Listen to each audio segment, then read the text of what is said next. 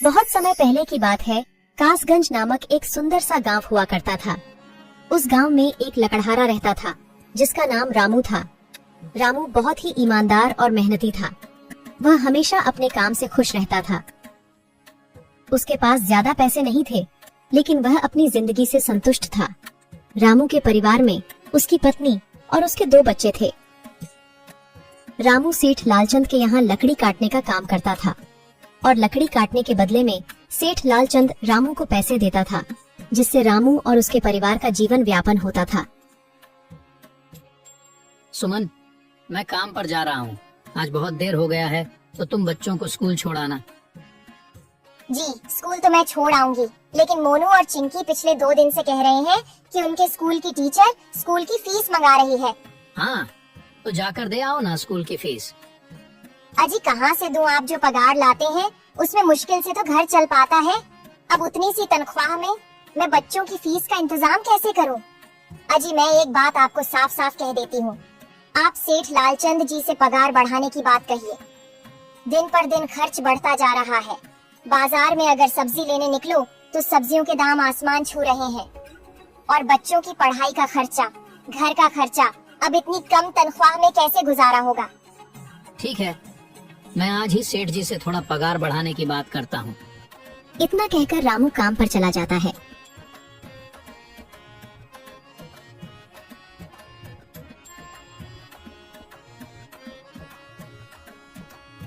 अरे भाई, आज तो पगार का दिन है। देखो, अब यह सेठ लालचंद कोई ना कोई लोचा जरूर करेगा। हमेशा कोई ना कोई बहाना बनाकर पगार कम कर देता है।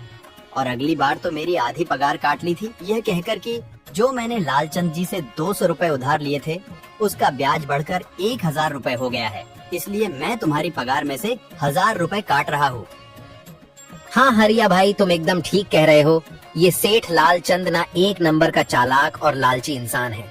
एक तो दुगुना काम ले लेता है और बदले में पैसे भी पूरे नहीं देता। हाँ भाई, मेरे भी अगली बार सेठ लालचंद ने पगार काट लिए थे।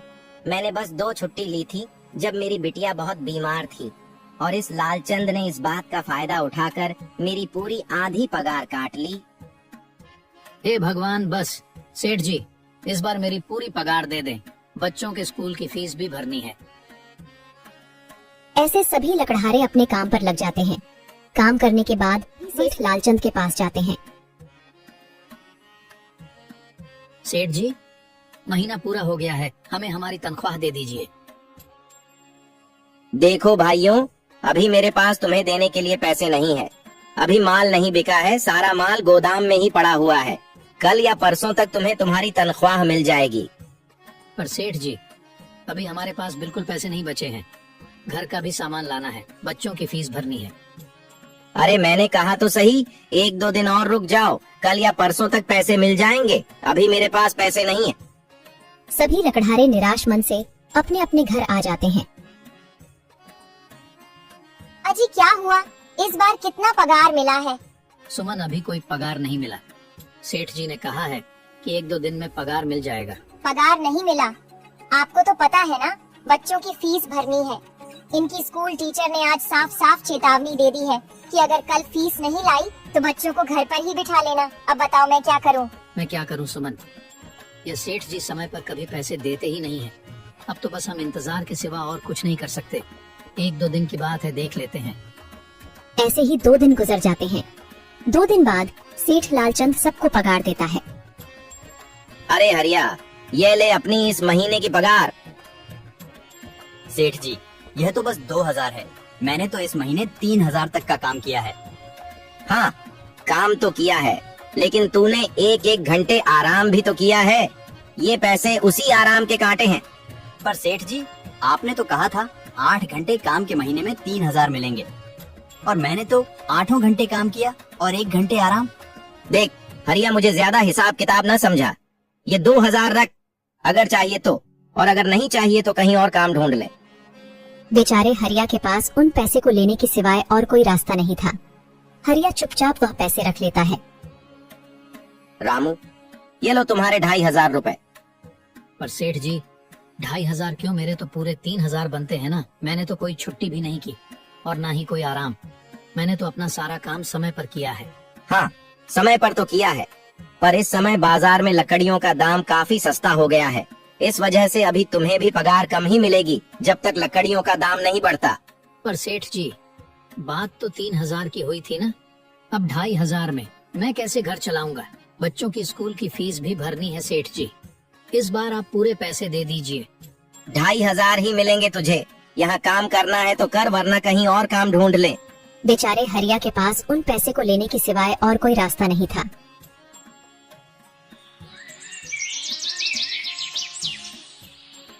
अरे भाई, यह सेठ लालचंद एक नंबर का बेईमान इंसान है। सारे पैसे अपने जेब में भर लेता है और बहाने बनाता है कि लकड़ियों के दाम सस्ते हो गए हैं। देख लेना, हम गरीबों की किसी न किसी दिन इसे जरूर हाय लगेगी। नहीं हरिया, ऐसे नहीं कहते। वह हमारे अन्नदाता है। आखिर उन्हीं के वजह से तो हमारा घर चल रहा है। अरे काहे का अन्नदाता? काम के पूरे पैसे तो देता नहीं है। पूरे महीने मेहनत करके भी क्या मिलते हैं? बस ये 2,000 रुपए। इसमें घर खर्च कैसे चलाएं? ऐसे तो हम कभी तरक्की नहीं कर पाएंगे। और हम कर भी क्या सकते हैं हरिया? हमें लकड़ी काटने के सिवा और कोई काम कहाँ आता है? और कोई काम खोलना भी चाहे तो उसके लिए हमारे पास इतने पैसे कहाँ हैं? अब जो भी हो, हमारा तो बस ये सेठ लालचंद ही सहारा है ना। कुछ देर बातें करने के बाद अपने घर की ओर निकल पड़ते हैं। जी आ गए आप। कितनी पगार मिला है? सुमन, इस बार सेठ जी ने बस 2,500 रुपए ही दिए हैं। बस 2,000। इतने में कैसे घर चलाएंगे? बच्चों की फीस में ही 1,000 रुपए निकल जाएंगे। फिर 1,500 में क्या क्या करेंगे? अब मैं क्या कहूँ सुमन, अब तुम्हें इसी में ही गुजारा करना होगा। तुम सबसे पहले बच्चों की फीस भर देना, इसके बाद बाकी का मैं देखता हूँ। अजी आप क्या देख लोगे? सेठ जी से पूरे पैसे तो मांगे नहीं गए आपसे? नहीं सुमन, मैंने सेठ जी से पैसों के लिए कहा था, पर सेठ जी ने साफ इनकार कर दिया और कहा, यह लेना है तो लो, वरना कहीं और काम ढूंढ सकते हो। मैं सोच रहा हूँ कि लकड़ी काटने के बाद मैं कहीं और भी काम ढूंढ लूं। सेठ जी के यहाँ से काम करने के बाद मैं दूसरी जगह पर काम किया करूंगा, इससे कुछ ज्यादा आमदनी हो जाएगी। आज ही मैं सेठ जी के यहाँ पर काम करने के बाद और भी जगह काम ढूंढने जाऊंगा। इतना कहकर रामू काम पर निकल जाता है और जैसा कि रामू ने कहा था, वह लालचंद के यहाँ काम करने के बाद काम की तलाश में निकल जाता है।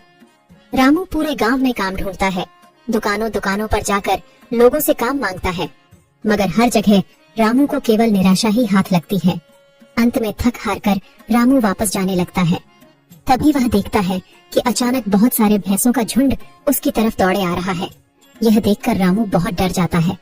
वह इधर उधर देखता है तो उसे एक गुफा दिखती है और वह गुफा में जाकर छुप जाता है। जब भैंसों का झुंड वहां से निकल जाता है, तब रामू की जान में जान आती है। हे भगवान, आज तो बाल बाल बच गया मैं, वरना आज तो मैं इन भैंसों के पैरों तलों तो कुचला ही जाता। पर यह मैं कहाँ आ गया? रामू यह सब सोच ही रहा था कि तभी उसकी नजर गुफा में रखी एक टोकरी पर जाती है। रामू उस टोकरी के पास जाता है। ये कैसी गुफा है? ये कैसी टोकरी यहाँ पड़ी है? इसे मैं घर ले जाता हूँ, सामान रखने के काम आ जाएगी। रामू जैसे ही उस टोकरी को हाथ लगाता है, गुफा में से एक आवाज आती है, रुक जाओ, इसे छूने की कोशिश मत करो। यह आवाज सुनकर रामू एकदम पीछे हट जाता है। तभी गुफा में एक जिन्न प्रकट हो जाता है और वह रामू से कहता है, कौन हो तुम और मेरी गुफा में क्या कर रहे हो? मुझे माफ करना, आप जो भी हो। कुछ भैंसों का झुंड मेरे पीछे पड़ गया था और उनसे बचने के लिए मैं इस गुफा में आकर छिप गया और फिर मेरी नजर इस टोकरी पर गई। माफ कीजिए, मुझे लगा यहाँ कोई नहीं है तो यह टोकरी किसी की नहीं होगी, इसलिए मैंने इसे छुआ। रामू, तुम्हें डरने की जरूरत नहीं है। मैं तुम्हारे बारे में सब जानता हूँ।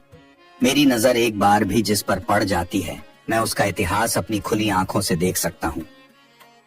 पर आप है कौन और आप इतने विचित्र क्यों दिखाई पड़ रहे हैं? आप अपना परिचय दीजिए, कौन है आप? मैं एक जिन हूँ और मैं कई सालों से इस गुफा की रक्षा कर रहा हूँ। यह गुफा मेरे पूर्वजों की है। इस गुफा में केवल वही इंसान घुस सकता है जिसका मन बिल्कुल पवित्र हो। अगर तुम अपवित्र होते तो तुम इस गुफा में कभी नहीं घुस पाते। तुम एक सच्चे इंसान हो, इसलिए तुम इस गुफा में घुस पाए और इस टोकरी को छू पाए। अब तुमने इस टोकरी को छुआ है तो यह टोकरी तुम्हारी हुई। नहीं, मुझे ये टोकरी नहीं चाहिए, मैं तो बस देख रहा था। डरो मत रामू, तुम ये टोकरी ले जाओ। ये कोई साधारण टोकरी नहीं है, बल्कि यह जादुई टोकरी है। जादुई टोकरी? क्या ये वही जादुई टोकरी है जिसके बारे में हमारी दादी कहानी सुनाई करती थी कि किसी गांव में एक जादुई टोकरी हुआ करती थी और वह सबकी इच्छाएं पूरी करती थी? हाँ रामू, ये वही जादुई टोकरी है। अब तुम इस टोकरी के मालिक हो। तुम इसके इस्तेमाल से अपनी स्थिति सुधार सकते हो, पर याद रखना, तुम जो भी वस्तु इस टोकरी में एक बार डालोगे वह चीज ही तुम्हें बार बार इस टोकरी में डालनी होगी। इसके अलावा तुम और दूसरी कोई चीज इस टोकरी में नहीं डाल सकते। अगर तुमने ऐसा किया तो इसका परिणाम तुम्हें ही भुगतना होगा। मेरी इस बात को हमेशा ध्यान में रखना और सोच समझकर बिना लालच किए इस टोकरी में वह ही सामान रखना जिसकी तुम्हें जरूरत हो। रामू टोकरी को लेकर घर आ जाता है। सुमन, ये देखो, ये मैं क्या लेकर आया हूँ। क्या लाए हो आप? बस ये एक टोकरी। सबसे पहले ये बताइए, आप तो काम की तलाश में गए थे ना, तो कोई दूसरा काम मिला कि नहीं? नहीं। अरे सुमन, मेरी पूरी बात तो सुनो। ये कोई ऐसी वैसी टोकरी नहीं है, बल्कि ये एक जादुई टोकरी है। रामू सुमन को वह सारी घटना के बारे में बताता है जो उसके साथ हुई। अच्छा, तो आपका कहने का मतलब है कि इस टोकरी में हमें कोई ऐसी चीज डालनी होगी जिसकी हमें सबसे ज्यादा जरूरत हो। हाँ सुमन, हमें सोच समझकर ही इसमें कोई चीज डालनी होगी। रामू थोड़ी देर सोचता है, फिर उसका ध्यान उन लकड़ियों पर जाता है जो एक बार उसने सुमन को रखने को दी थी।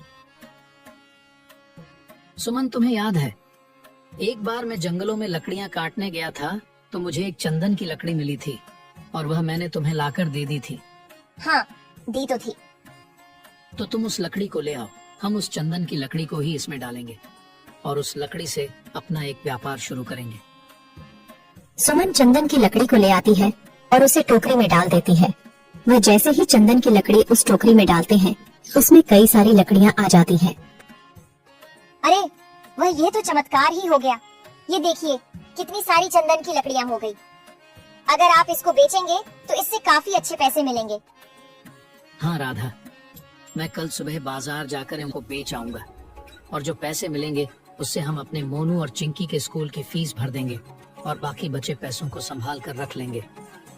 अगले दिन रामू लालचंद सेठ के यहाँ काम पर न जाकर चंदन की लकड़ियों को बेचने के लिए बाजार की ओर निकल पड़ता है। वहाँ पर रामू चंदन की लकड़ियों को बहुत ही कम दामों में बेचा, जिसकी वजह से आम लोगों के साथ साथ बड़े व्यापारियों ने भी रामू से चंदन की लकड़ियाँ खरीदी। लकड़ियों को बेचकर रामू को काफी अच्छे पैसे मिले। पैसों को लेकर चंदन घर आ जाता है। ये देखो सुमन, उन लकड़ियों को बेचकर मुझे कितने सारे पैसे मिले हैं। ये लो कुछ पैसे, इससे तुम कल मोनू और चिंकी के स्कूल की फीस भर देना। अच्छा, तो मैं काम पर जाता हूँ। अजी, आपके पास तो अब यह जादुई टोकरी है, तो अब आपको उस सेठ लालचंद के यहाँ काम करने की क्या जरूरत है? हाँ सुमन, मैं सेठ लालचंद जी के यहाँ काम पर नहीं जा रहा, बल्कि मैं तो वहाँ पर जो काम कर रहे बाकी के लकड़हारे हैं उन्हें ये खुशी की खबर देने जा रहा हूँ, क्योंकि सेठ लालचंद जी से मेरे साथ साथ वह लकड़हारे भी बहुत परेशान थे। इसलिए अगर मेरा भला हो रहा है तो क्यों ना मैं उन सभी का भला करूं। वह सभी बहुत ईमानदार लकड़हारे हैं, वह सभी बहुत मेहनत से काम करते हैं, मगर लालचंद ने कभी भी उनको उनकी मेहनत के सही पैसे नहीं दिए। इसलिए मैंने सोचा है क्यों ना मैं उनको अपने इस काम में शामिल कर लूं। हाँ जी, बात तो आपकी बिल्कुल सही है। अगर आप सभी लोग एक साथ मिलकर काम करेंगे तो हम सब बहुत जल्द ही तरक्की हासिल कर लेंगे।